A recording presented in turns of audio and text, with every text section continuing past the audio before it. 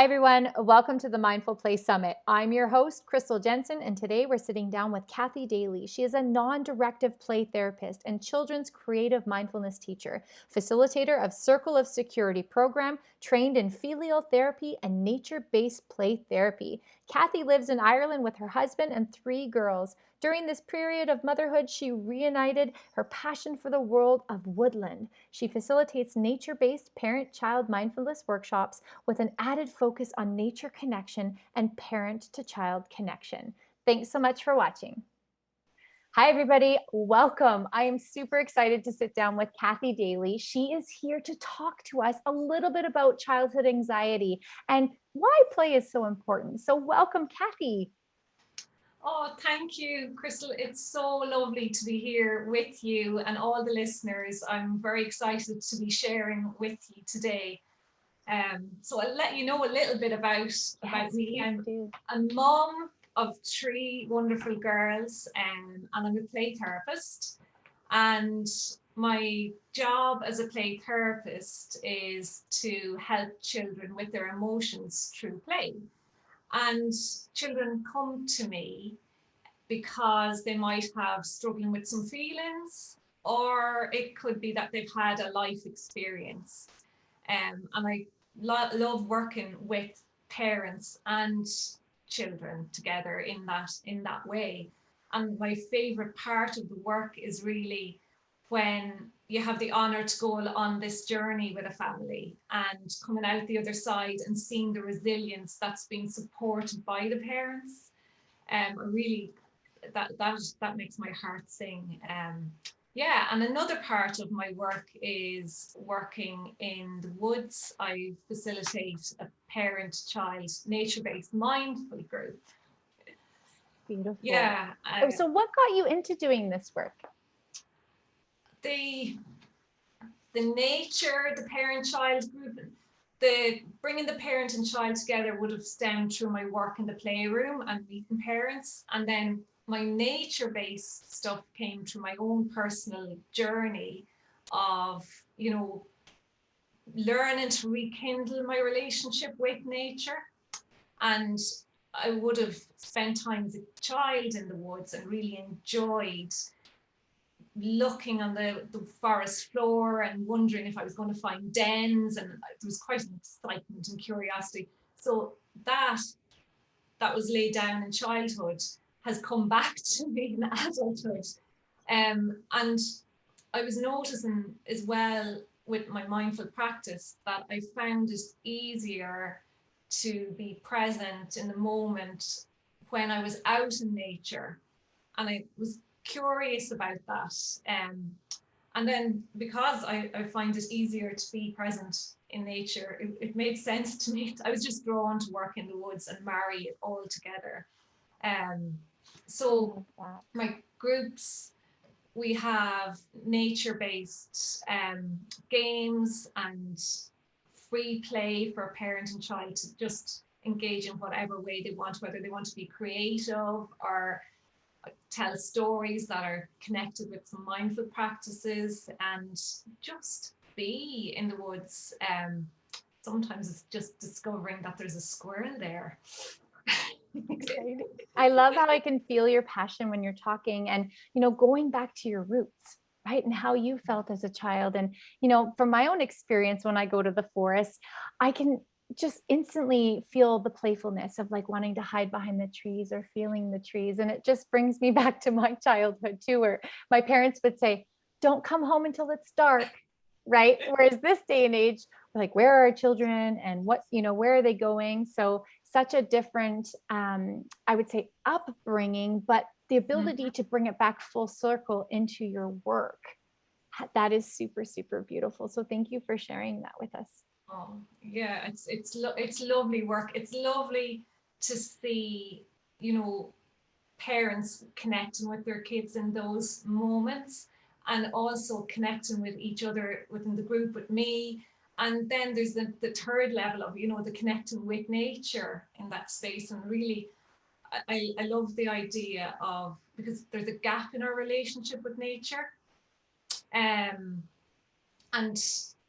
I feel it in my generation, I suppose, compared to my mother's generation. They talk about things that are more nature based, like, you know, what type of woods, or sorry, what wind. It's a north wind, it's an east wind, and what that means. Well, at my generation here in Ireland, I don't hear any of us talking about those sort of things. And there's lots more depth that they have that we don't have. So I like I suppose, to nurture that relationship, and especially my kids have drawn me to it as well, for them and their future, and connecting with our home. Absolutely. You know? And appreciating the land that we're living on, for sure.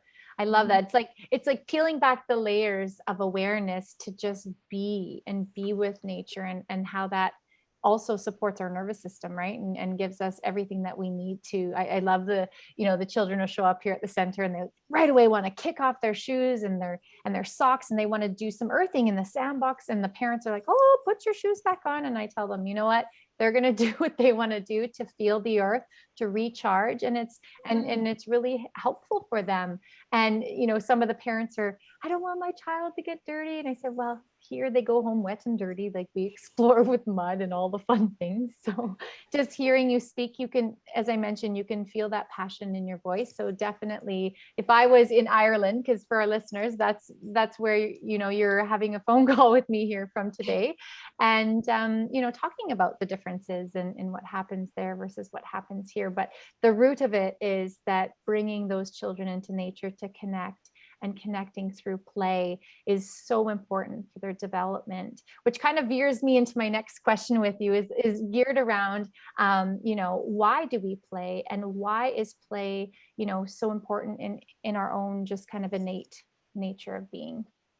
Yeah, I'm just fascinated by the way we play, or children play, and I'm fascinated that it is something that us human beings, through all our stages of evolution, it's a behavior that's still here, and you can watch our children play, animals play, and it's so fun to watch, and do when we Yeah. can engage in it. Yeah, it's really powerful how it holds a place where children can learn. You know, there's so many different parts that are important to play. Like, but when you think of children learning, and little younger children, you'll find them with their dollies, and they're doing that nurture play, their mommy and baby play, but they're getting a chance to play out being the nurturer instead, but because they've been nurtured. So you can play out life experiences like that. Or, there's the bit, that body movement, when you were saying about the getting their feet in the ground, and I can just, that image brings up, I can see pure joy in their faces when I think of when you were saying that. So getting that movement going, and it's a sense of grounding and release as well of tension. And I noticed that there was a survey done in Canada on the impact of COVID on play, on movement and play behaviours, and they found that 4.8% of children were engaging in the recommended play behaviours and movement during COVID. That's So scary. yeah, yeah, yeah. Yeah. So it's just bringing it back, going, gosh, we need that movement. Our bodies need Absolutely. it. Yeah, there's other parts of play for that I love to think about, is, when emotional regulation and feelings. And I think of when you're testing out, climbing a tree, for example, and you're really playing with fear, that feeling of fear. Do I take another step? Where does my hand go? And then taking the other step, bridging it, taking the risk, and then feeling that sense of control of those feelings as well. And so it can be taking a step of fear and stretching it a wee bit, is what I like to think of it when I think of it, of Yeah. climbing trees. Such problem Um, solving skills, right? It's like if we didn't let them play, how do they know what's right or wrong or how to solve a problem? or test things out. It's Absolutely. amazing. Oh, I love that. Well, and sometimes, speaking from a parent or an educator's perspective, we could stop play from happening if we have this certain expectation of how the play should be, right? Or it's like you have a plan, and instead of Yeah. emergent based planning, you're sticking to your plan, but the children want to evolve in a certain way. And recognizing or asking myself, am I stopping this play from happening, or am I allowing them to discover an emergent plan around them where it's all of a sudden they've moved from one activity to ramps, and oh, I bring in a piece of wood and how can we make this ramp, right? So having that awareness for myself to not stop the play from happening, and allowing that discovery to evolve and emerge around it, facilitating that. It's so much fun as an educator to get down there and play with them, right? But do you find that where sometimes parents will stop, or it's the expectation that the adult or caregiver may have around play? Yeah, sometimes our expectations can get in the way. And, you know, play, what they need is for us to just show up. That's it. They just need us to be with you don't have to ask questions. There's not a lot needed from us bar our presence. And, to be guided so they can be the leader and you're the follower. So in a way you're sitting back in the passenger seat and there's no right or wrong way, It's it's our expectations can get us into difficulties when we think that something has to be a right way or a wrong way to do it. Absolutely. And it's just, it's normal to kind of sometimes to get like that there's a right or wrong way to do things, but it's just catching yourself and noticing, you know okay, where's my kiddie at? And they're Mhm. feeling really frustrated and they're annoyed they can't get that brick tower to go straight, and you want to fix it because you can tell how to fix it. And it's sitting back with those feelings and letting them be and not fixing the emotions, sitting with that frustration, for example. Absolutely. Thank Yeah. you. I really I resonate with what you're saying for sure. And I've recognized in my own development where I may have been stopping play, if it may have been a little bit more risky, or instead of just being in that moment and having that awareness piece of myself has really Mm. supported me to remove that expectations of myself, right? Or that fear that I have to perform, but I don't. It's just that place of being. So that definitely resonates with me. Thank you. Yeah, no, it's lovely. So question Yeah, for and you. What are your thoughts on play and anxiety? so, just even thinking about the world that we're living in currently, we're living through a pandemic, and we're living through a time of uncertainty, and that brings up stress and anxiety. Um, and children need predictability. They, you know, Times have changed from when they could go to school. School has been stopped at different periods for, I suppose, different in every country where what stage you're at. But school has been stopped. Going out to see friends has not been okay, or seeing extended family, um, and that's very different to how life would be a year and a half ago, when playing with your friends would be something that you would do, and you'd be socializing, or you're going to school, or parents are going to work.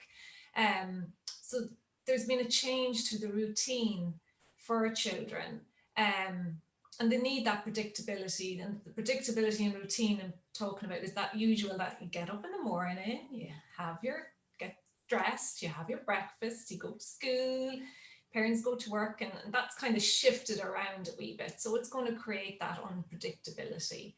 And our brains like predictability, and certainty. So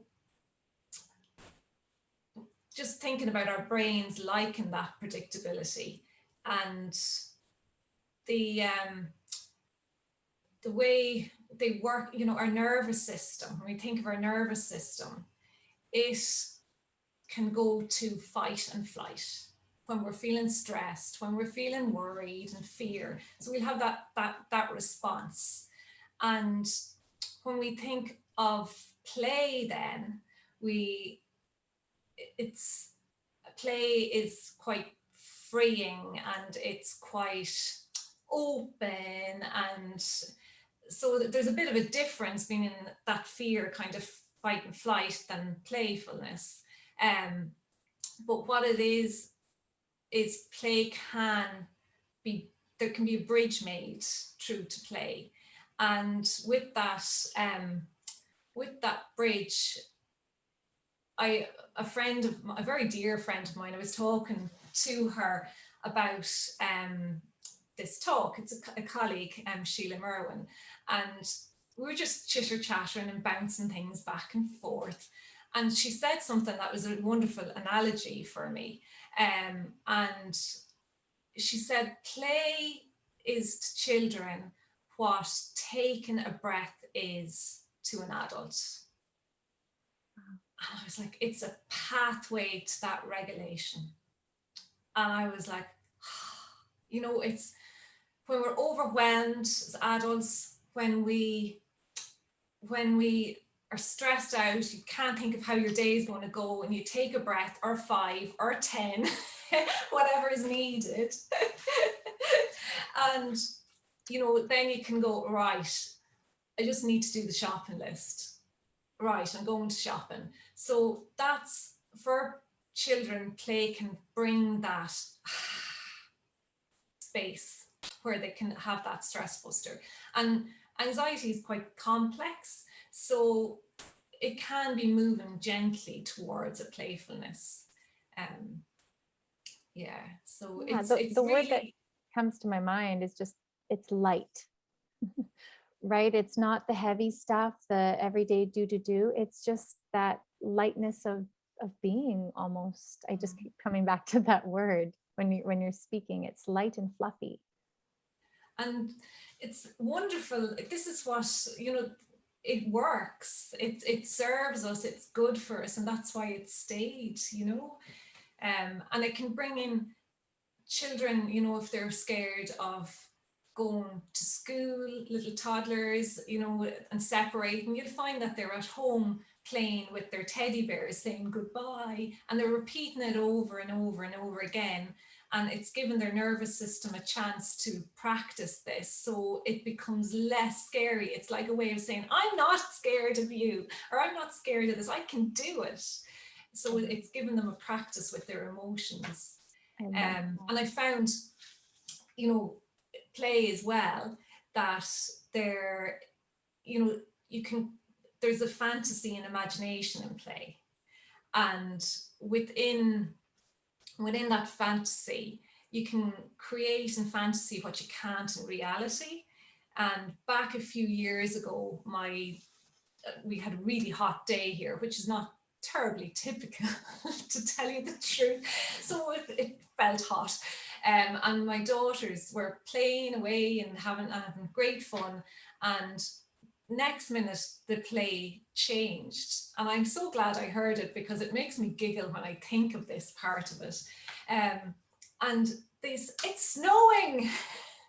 We blue skies, sun, it's snowing. And they started sticking out their tongues to catch the snowflakes.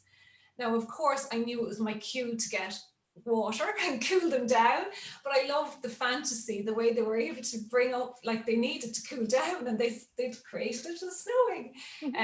It's just wonderful what play can do and what functions it can serve. And within the, you know, COVID times and the anxiety and uncertainty there, I know I've been watching and listening to a lot of my friends, and there's den making has been a theme that has come up.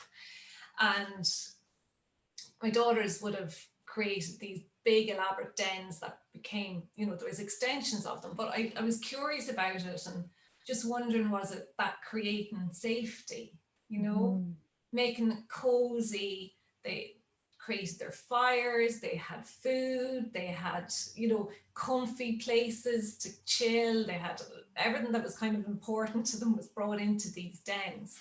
And just thinking about how play works and how our unconscious works to process what's happening. And sometimes it can be a slow pace, it's not necessarily quick. So these dens took stories and took time, and it was with after a few days, because the den started off in the hallway and extended out into the kitchen. You're crawling to get your snack. And after a few days, we wondered about gently how we could figure out, because I figured these dens were important and you could see the joy and excitement about them and the pride. How could we move them somewhere that worked for all of us? I love your emergent-based approach. It just stems a thought for me. In my work as well, I see children processing their day or processing something that has happened in their world through play. And as an observer looking at that and saying, okay, this is what's happening, but understanding what's happening for them in that moment as they're reenacting some of this stuff, right? So you'll see certain things happening during their home, or if they're fighting with a sibling and they're rekindling that relationship through playing with the dolls or whatever. And I've always been just so amazed as an observer of play to see and recognize all the processing that's happening from their day, from their learnings. And sometimes it's not positively processing, right? But that's okay because it's all part of play. Or, you've got one Ken doll and he's smashing things and he's angry, and they're expressing those feelings that they have or that they've seen, and they're moving that energy through play. And to just sit as an observer and to just take a moment to, instead of just watching the play, just taking that moment to have that deepened awareness of the play has really shaped my practice as an educator. And to see that unfold with no judgment, but just that awareness of, okay, this is what's happening. And instead of just stopping it, like, you're going to hurt somebody, what is happening inside of them as they're able to move that energy out through play. So I just wanted to add that because it kind of popped into my mind, where it's like, interesting reflection of my teaching too. It is amazing, because when you think of, if we're going back to the idea of, as an adult, being overwhelmed and taking a breath to soothe and regulate, and if you're thinking of the child using play, when you're being that overwhelmed bit that you feel inside your body, like that play can be messy, it can be erratic, it can be, everywhere. But it can come and settle. Absolutely. Just like we can. Yeah. Love it. Thank you. So if in a practical way, how can parents or caregivers, educators support child-led play? Well, I love child-led play particularly because it puts the child in control. And what we know about, anxiety and worries is that it breeds when we're feeling out of control. So given a space that children can feel in control is really cool. And really good stress buster, and that antidote, as we're saying, to fear. And as I said earlier, how you support it, you just gotta show up. Yeah, absolutely. It doesn't have to be so complicated. We don't have to get a lot of toys. We just have to join in a following way. And sometimes people might want to set a timer, to put a time on it, maybe not, depends on, when I'm thinking of nervous systems as well, for us as adults, in this time, our nervous systems are quite activated too. So it might be that you have a lot of children and going, how am I going to do a kind of special playtime with each one of them, and the practicalities of it, and the thoughts of that is just sending your nervous system to go, and I like to go, take a breath, slow it right back down. and you can connect in mini playful moments. Little moments of connecting. They're just so valuable. You're showing the kids that you matter. I see you. You know, it could be that Batman arrives into your kitchen and you're chopping the dinner, you know, and you just go, oh, Batman, you're really strong and powerful. You know, oh, these carrots are, they're attacking me, and just have a giggle with it and bring in some playfulness. And I think as parents, we need to be, you know, mindful of being gentle on our own expectations, as you said, that it doesn't have to be big things. It can be those little moments as well that help connect and really soothe the system, and it Absolutely. feels good too for us, you know, when we have those moments, you know, it's lovely. I Yeah. love that. Thank you. I was thinking about our cell phones and our digital era, and you just talking about adding that play wherever you are. And it's really interesting when I can see, or if I'm at a park and the child just comes to the parent, like looking just even for eyes, right? Or like you mentioned, just that presence to show up. And the parent misses the opportunity, right? And it happens because we're moving into a digital era, and the awareness of play, you know as a parent, from my own experience, speaking from the eye, is pivotal to be able to just put down the device and give that contact to be present, and the behaviors stop.